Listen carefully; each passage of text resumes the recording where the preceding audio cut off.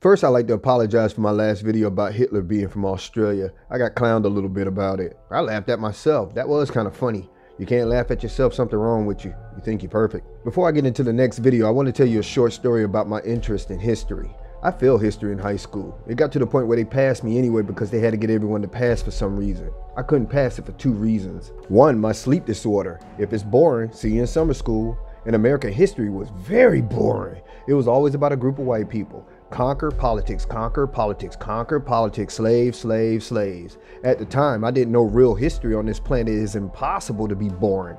So in the geographical area, they kind of skipped over Hitler's birthplace. They didn't like him for some reason.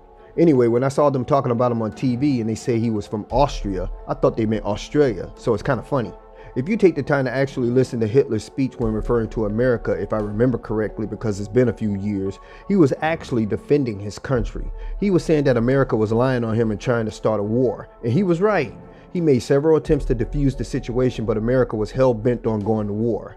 Seeing that America was not backing down, he said if he has to go to war to defend his nation, that's what he was going to do. Hitler was no saint, I'm not saying that. I'm just giving you the American-German chapter. Why am I so into history now? Oh, you're gonna love this. Everything I know about history is credited to one man I was stationed in Germany with. At 20 years old, he told me one thing that made me start reading books. I hated reading books before that because it always puts me to sleep. This man's name was Staff Sergeant McDonald, a white man. I can say his name because there's thousands of Sergeant McDonald. I always respected him. To this day, he has no idea what he's done. One day, a few of us were selected to take a tour of East Berlin while the wall was still up. I was excited. We got to the building where the Soviets blew up the swastika. Sergeant McDonald told me the history behind it. I was impressed with the things he knew about history. These are the things they don't teach in low-income neighborhoods. I don't remember how we got to it, but then he told me the story about how Napoleon was responsible for blowing the nose off the Sphinx. I asked him why would he do that? He straight up told me because they thought it looked too black. I was double shocked that he told me that. One was for the reason, and the other that it was a white man telling me this. And at that moment, all the images of the statues of Egypt with missing nose was flashing through my head at lightning speed. It all makes sense now. While he was explaining what he mean, the only thing that was running through my mind at that moment was how the hell he know about this and I don't. That blew me away. Now I know exactly why they hide the history of black people from black people. That lit a fire. I started opening all kinds of books, and just like I said, real history is far more interesting than what they give us in our indoctrination. These books don't put me to sleep. Sometimes I can't even put them down. I didn't talk to him much after that conversation. I think I was afraid of what would become of asking too many questions from a white man that was my superior officer. I had to find out for myself. Anyway, I apologize if I offended anyone. I could have muted it out, but I'm going to leave it to show I make mistakes too. After rethinking things, I was planning on making an updated version video about dreams because of the many requests to talk about it some more. But after this comment by Shred in the Street, I decided to put it on the front burner. What are dreams really? It's a reality created from the memories stored in your subconscious, thought memories. The difference between physical memory and thought memory is that physical memory is what you experienced in the outside world. These are memories that exist because you witnessed it. Thought memory is the memory that is stored in the subconscious. These memories does not exist in the outside world in the physical form. For example, you driving down the road in your car listening to your music, taking in the breeze, that's memory that's stored in the outside reality. You can always recall it if it was a good memory, the time, the date, and the location. Your subconscious, on the other hand, stores the experience and emotion of that drive. When you start to dream, the thought of that experience creates your dream. But in your dreams, you will be driving down an unknown road, most of the time in an unknown car and in an unknown city. Same experience in a created scenery. You probably won't have any music because electronic devices never seem to work right in dreams. When you dream, you're accessing your stored memories of thought of everything you absorbed throughout your lifetime. You seeing everything at once, crossfading with each other like a mist. Your thought creates the dreams and add details of other memories as you go along. Your subconscious formulates the memories of your thoughts into stories we call dreams, and a lot of times give you messages that you miss because you attempt to either block it or pass over parts of your memories from your interactions with other people that may not have been one of your proudest moments. Now that you sleep, you're in your subconscious with all those thoughts unblocked, where the story of your life unfolds, making sense of things. Most of us, if not all of us, believe we go to some astral place when we dream. I did too. But now rethinking things, we wouldn't take our physical bodies to the astral realm. It's not needed there. I started looking at what remains constant in a dream. It's been said that people can't do this in their dreams, people can't do that in their dreams, and it's not true. So what else isn't true?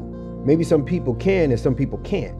In my dreams, I saw my reflection in the mirror, which I heard can't be done. I was able to read and see colors, which I heard couldn't be done. But that's what people say. I don't know what scientists say. But the things I see constant tells me that my dreams are based off the laws of this reality. They are an accumulation of thoughts I stored over my lifetime in this reality. In my dreams, it's constant gravity. The sky is always blue or gray. These are my dreams. I feel I need to say that again. The dreams are always in 3D. We're dimensional beings. We're the other dimensions when we dream. I'm never older than my current age. I'm always a male. I'm always melanated. Everyone always speaks English. Everyone that can talk is always human, no other creature. When I was out in the streets clubbing and come home toe up, I don't remember ever having dreams where I was under the influence.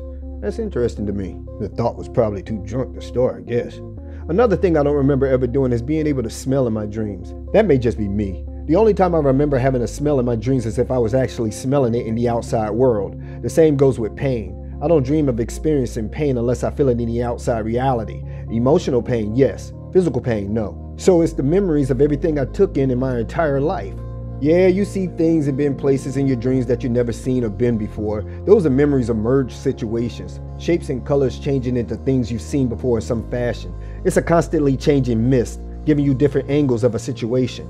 That's why the people you never seen before faces keep changing while you're talking to them, and it's normal. It's the shape shifting of the thousands of faces you've seen in your lifetime crossfading with each other. Of course, some people flew in their dreams. Do you know who Superman is? Sounds like a Superman thought, right?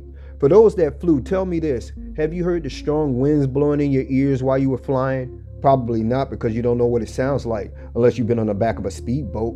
How about squinting while you're flying because of the wind?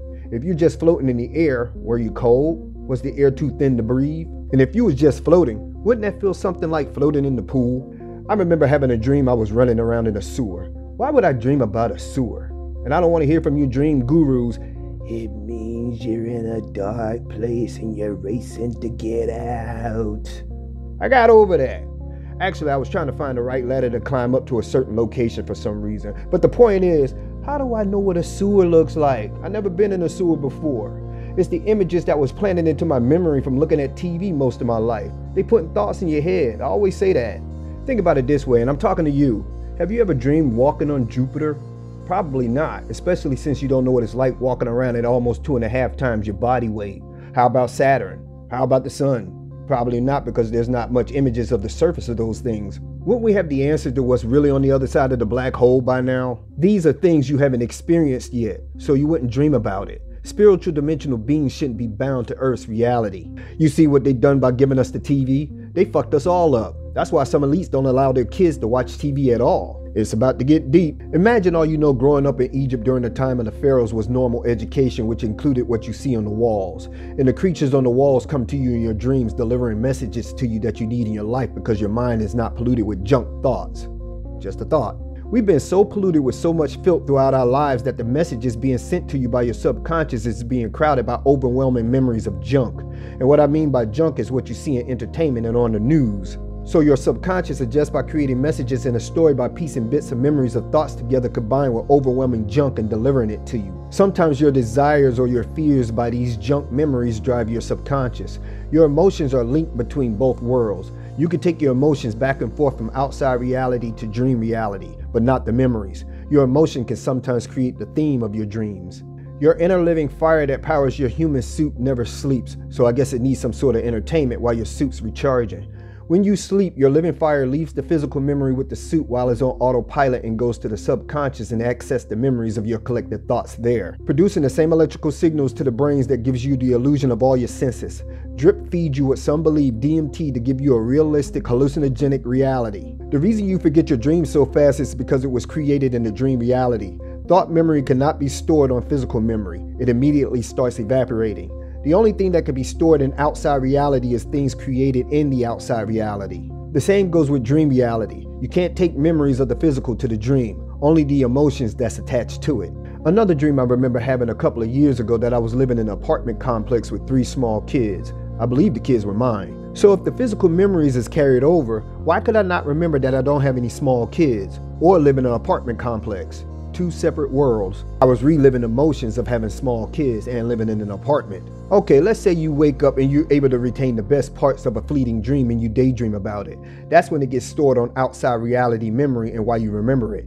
Daydreaming is just lucid dreaming while you're awake. When you imagine something, you create a physical memory that is stored on the outside memory. Outside memories can be created into existence. The thought that led you to your imagination is stored in the subconscious. This is also why animals dream. They're accessing thoughts and emotional memories while their body is in a recharging state. When let's say a dog sleeps, what's the most it would dream about? Things that dogs do. I don't think any dog would dream is driving a car, I'm guessing, which means their consciousness is limited. I'm still not saying they have souls. I believe animals have low level or leftover energy life force that's not enough to comprehend a full consciousness, just enough to run the simulated avatar in a non-programmed way. Another way of saying humans have souls and animals have spirits. Remember the digipets? The pets were programmed to act like live animals. Nothing more, nothing less. It has limits. But real animals are born with instincts. That's their hardwired programming, which makes them unpredictable, giving them their own life living experience that we confuse them as having a soul. Hell, some humans don't have souls. I think it was either RFG or Remedy H that says spirits are electrical and souls are magnetic. I thought that was pretty interesting. If there is a heaven, would there be dogs there? What would you feed it? And if you don't need food in heaven to live, how would you control it? And if you have to control it, is it really heaven for a dog? It's kind of disappointing to find out when you dream you never really escape the reality you bound to by believing you getting a taste of what heaven reality is like. You're just in another section of the brain taking a break from the chaos of the physical reality because your flame never sleeps. Outside reality still influences the dream while you sleep. When you're sleeping and the room starts to get really cold, your dream will react accordingly because of the signal your brain is receiving. You can call it your avatar safety feature to keep you safe while you're recharging. Being human, we travel, we explore, we gain knowledge and come up with solutions to modern problems in our dreams. Having dreams gives us the answers to difficult questions. It gives us drive to keep moving forward. It gives us hope of a better reality.